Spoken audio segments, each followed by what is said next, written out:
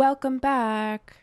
Welcome Hi. back to the Way of Healing. What's up, guys? We've got some Palo Santo. That, Yeah. what are you laughing at? Got some new background for you. I know. It was time to change it up, huh?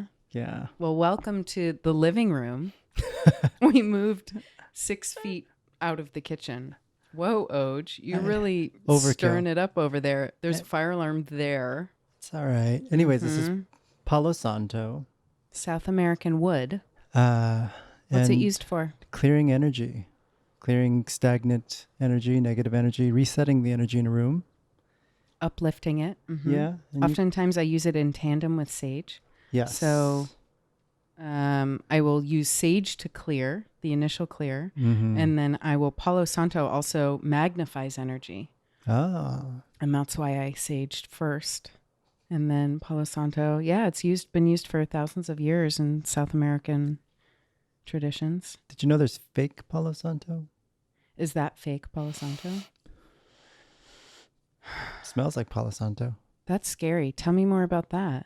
Apparently, depending on the sourcing, they take wood and put like Palo Santo scent, artificial scent, so it smells like Palo Santo, but it's not actually Palo Santo. So, and that's what, cheaper? That's why they do it? Of Is there course. any other reason that anybody does anything? That's the $50 million question. Right. Like the chicken and the fish where they inject it with something. I don't know. Have you seen it? They inject it with like a liquid and it makes it fuller. So that way you take it to market, they sell it. Right. Okay. Well, that's why we have this podcast, folks, because there is sickness in the world. Yeah. So, yeah. Welcome. I guess it's not a round table talk. It's a rectangular couch talk. It's a bench talk. It's just us. It's us. Not just us. It's us. Yeah. And it's only about 20 minutes. So yeah. Carve that time out, please. Easy. And we're going to talk about collective consciousness. We figured we'll be a little more, what was the word I used? Integral. Integral. No. Wasn't the integral word. Anyways, we're talking about collective consciousness and what that is. Dialed in, I guess, when it's just us, because we've been kind of riffing and just winging it. But today we're going to pick a topic. And if it interests you, let us know and we'll keep doing them. I think we should do collective consciousness every week for the rest of our lives. There's a lot to say about it. It's all there is, people, right? Yeah. It's all there is. It's all there is because we are in each other's experience of this world, and the way that the whole world is experiencing this life is through what we're shown, what we hear, what we're told, what we smell, taste, touch, how we learn to use our senses, and how well we know our bodies. And what we then believe about these things as a collective becomes the norm. Have you heard about the 4-minute mile? No, I've heard about the 4-hour work week. That's a thing too. There's this thing about the 4-minute mile when they were... I run a mile in 3:52, whatever. She does. She's on track. But when runners used to run, 4 minutes used to seem impossible. And when somebody came up with the idea of running a 4-minute mile, everyone was like, oh, it's crazy. No one can do that. No one can do that. And as a collective, there would even be races where people would try to run a mile in under 4 minutes. And all of a sudden, right before they're about to go to the finish line, their bodies start to break down in fatigue because mentally they're like, no, it's an impossible thing. Limitations. Yeah. And then self-limiting beliefs. And someone broke free of that collective consciousness and was like, no, I'm going to do it. I'm going to run a 4-minute mile. And they ran the 4-minute mile. And people, there was big news about it. They're like, oh, this person ran a mile in under 4 minutes. And then it became the norm. More and more people were like, oh, if that person can do it, then I can do it, right?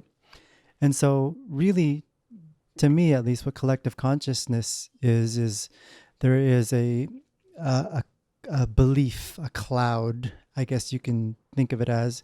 And as a collective, as a whole, as people, we believe something similar about anything, about health, about wellness, about healing.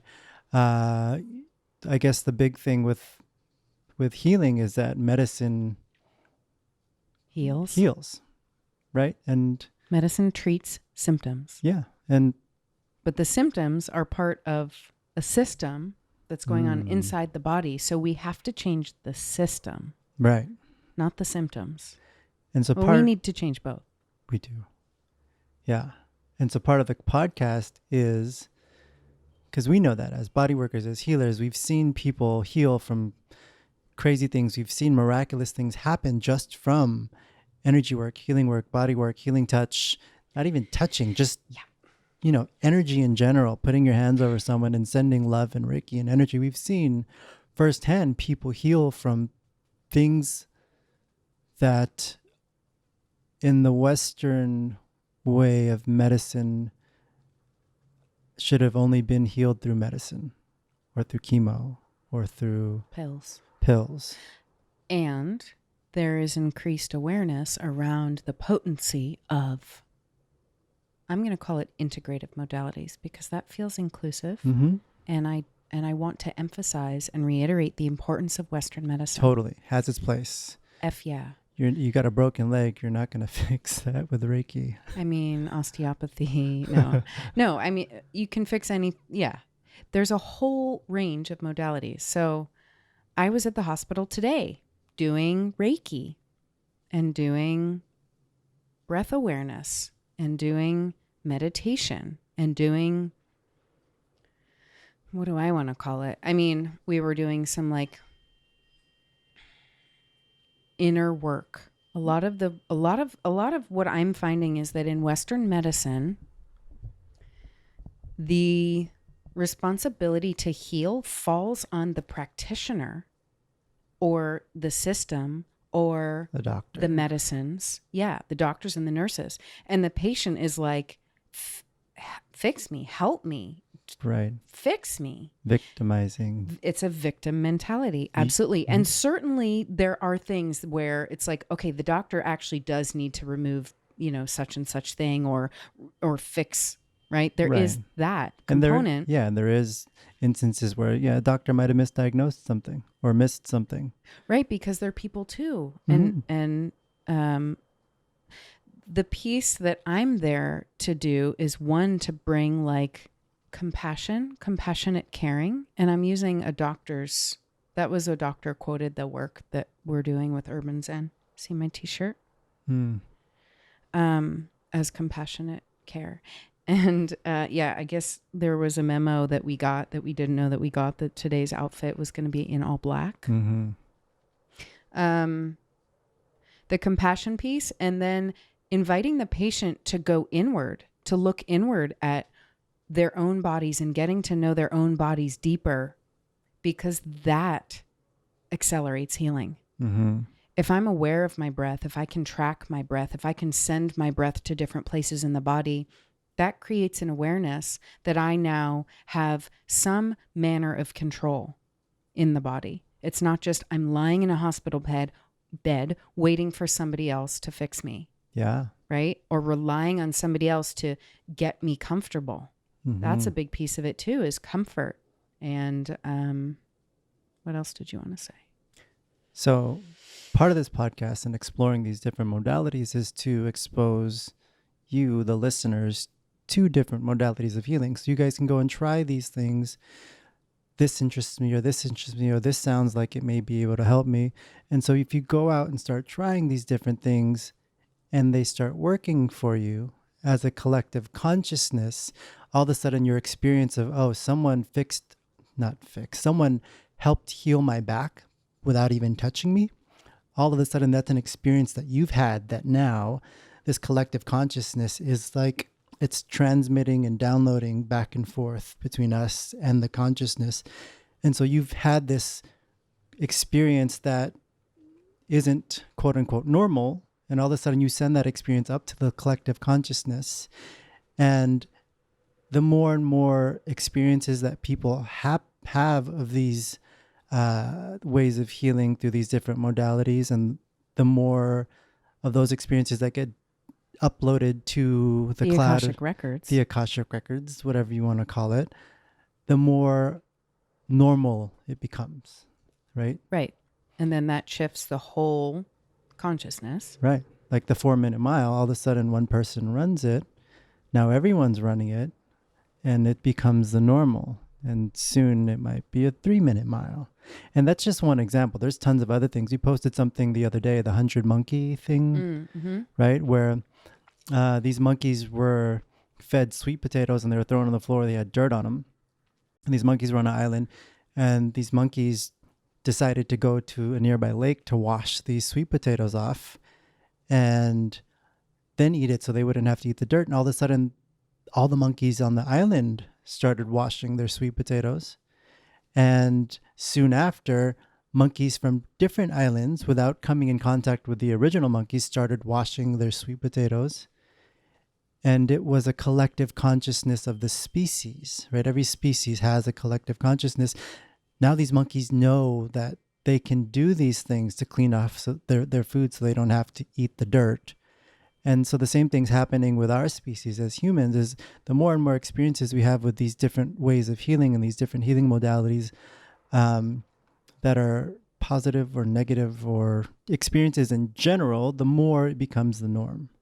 And so what Kasey is doing with Urban Zen and what Urban Zen is doing is bringing these Eastern philosophy modalities into hospitals with the hopes that one day it will become the norm.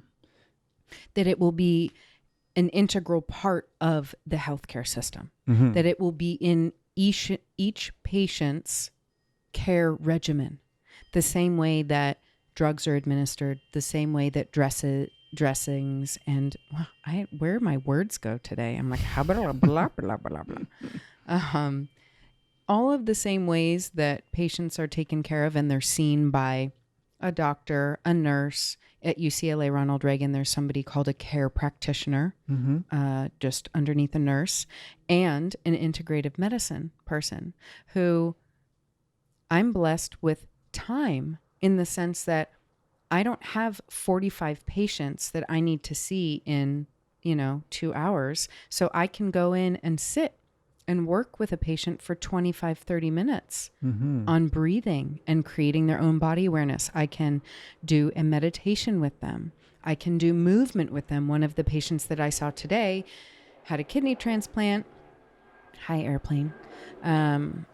Complications from that years later, he's all swollen up.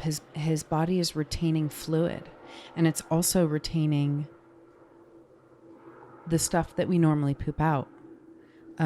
So he told me 2 weeks without a bowel movement. Jeez.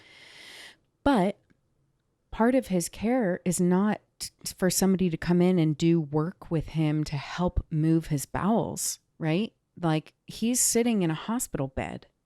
So I went in and I was like, okay, what are my limitations? And then what can I do with him that I know helps to relieve constipation? So expanding breath. We did a lot of breath work. We did a lot of breathing in the belly, right? Hip flexion. You want to move that area. So I taught him some things and I said, use these things when I'm not here. So there's a piece missing from what has been Western medicine, which is that one, patient the accountability for their own healing journey and not just relying on people in a white coat. And then 2, that compassion piece. Right. I was told that he was seen earlier or I don't know if it was this hospital visit. He's been hospitalized many times. And doctors wouldn't even make eye contact with him. Jeez. Right? They would just be at the computer. I myself had that experience when I was 19 and I was like, what gives? Like, that's weird. Yeah. I felt awful. I've had doctors come in with their clipboards and like, oh yeah, what's going on? Check, and walk out without even looking at me. And I understand that. Why? Because they're there from a clinical perspective of figuring out what the problem is and how to solve it. But what the step that skips is that you're not cleaning a rug, right? Or building a chair. You're interacting with a human being. So that the being seen part is a big piece. So I'm like, I'll give you all the eye contact you want. Like, okay, I will listen to your story, you know? Again, we need all kinds all types, all degrees, all levels. Sometimes people just need somebody there to witness them release emotion and cry. Yeah. Right? So they don't have to hold it in. Yeah. Which, again, not part of the norm. Right. But we're making it part of the norm. Right. We're shifting it. We're elevating collective consciousness. Yeah. You see a man. Oh. That was loud. Hopefully you guys didn't hear that. But you see a man crying, and this man all of a sudden is weak, perceived as weak, right? Which is, it's wild. I cry all the time. Yeah. Oh, yeah. And so, again, that's now becoming norm. These people like Alex Hill with Man Tribe are creating these safe groups now where it's okay for men to express their emotions, and they're shifting that collective Not only consciousness. Okay, it's critical. It's crucial. It's part of the human experience. Hell yeah. The hell are we doing to our men? Mm-hmm. Stifling their emotion. Well, what do you think's going to happen? Well, they're going to blow up. Mm-hmm. Or they're going to repress, and then blow up. Yeah. Because they have something called testosterone. Yeah. Right? Then what's going to happen to the kid they raise, their boy they raise, that has the same issue of not being able to express his emotion. And then it gets passed down. This kid doesn't know how to express his emotion. His son doesn't know how to express his emotions, and then so forth. And so we're trying to influence the masses as much as possible to be more mindful of everything, not just healing. And share with you guys the power of something as simple as sitting with your eyes closed and taking a few deep breaths, and how helpful that is to calming the entire system down, and how much healing can happen just by doing that, right? My kids, the way I parent my kids, when they have fits, or they have their little tantrums, I pull them aside and I make them do some breaths until they calm down, and then we can talk, right? But if you try to go to a kid that's screaming and yelling, and you just start trying to like tell them what they're doing wrong, like how many kids does that actually work with, right? Or threatening. Well, it deepens the trauma. They put their defenses up, right? Totally. It's about safety. Yeah. And so if we can use breath, and if I can use breath with them to help bring that level of stress down where they're a little more even keel, then we can talk. Then we can figure out how to move forward from that. Because it's getting them out of the mind. Exactly. And stress manifests and procreates at will up in the mind. And then it gets stored in the body. Right. And so breathing is the connection between the mind and the body. So we want to make that connection, establish that connection. Then we actually have more of an awareness in our mind. So even if you are, in your car driving, sitting on your couch, wherever you are listening to this, I invite you to do just a couple of moments of breathing. And I'm going to remind you that the breath is not just in the chest. It's not just in the front of the body, but that our diaphragm spans the entire depth. And so it's in the back of the body as well. So when I work with people, I invite them to think about the 360-degree breath. And so when you're inhaling, you're expanding the front and the back of the body, and you're expanding to the sides. Yeah. And Ryan, our last episode, talked about how breath is the essential movement, or the primary movement we do most in our lives. And it's the key to reducing stress. That was the first piece of, it wasn't the first piece of self-care, but yeah, the breath awareness. So on the inhale, think of expanding 360 degrees. And then on the exhale, think of sending the breath down the center of the spine, all the way out the body. Yeah. And see how that works for you. See how much that changes for you.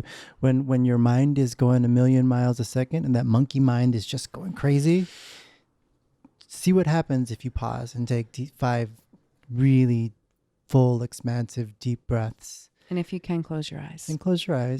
And see what that does to your state of mind. And from there, you can then pick an action that's coming more from a place within, rather than the emotions and all the craziness up here. I think that's all we have time for. Yeah.